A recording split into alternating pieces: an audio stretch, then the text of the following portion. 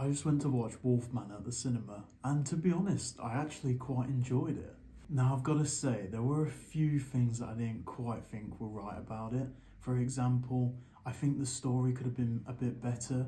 It's essentially just a home invasion story with a werewolf, but it's not even really a werewolf anyway, it's more just a wolf man. I really enjoyed the intro to the film. I actually thought it was like really interesting and it set up the rest of the movie pretty well. Now, I gotta say, the cinematography was really good. The way it was shot was quite beautiful, and to be honest, it's probably one of the better looking horror films I've seen in recent times.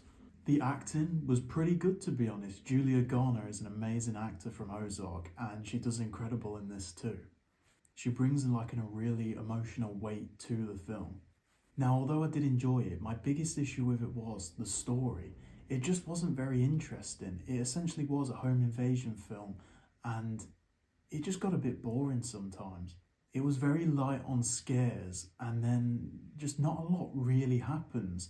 Um, there's a big revelation near the end of the film, and it just doesn't really go anywhere. There's no weight to it whatsoever. It's just, oh yeah, I recognise him, and that's it. You just kind of move on. Now, I don't know much about the director for the film. Now, I gotta admit, it nowhere near matches The Incredible Invisible Man, but I wouldn't say it's terrible either. It's just kind of mid, it's okay.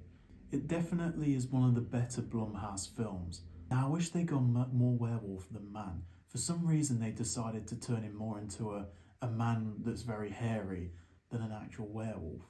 And it's just a bit of an odd decision. Like, it would make more sense if you just went the full werewolf route, because let's be honest, that's what everyone is there for. But despite all those things, I did kind of enjoy. I did find it kind of interesting, but I just think it would have been a lot better had it had a better plot and just more interesting things going on. And for that reason, I have to give this film a 6 out of 10.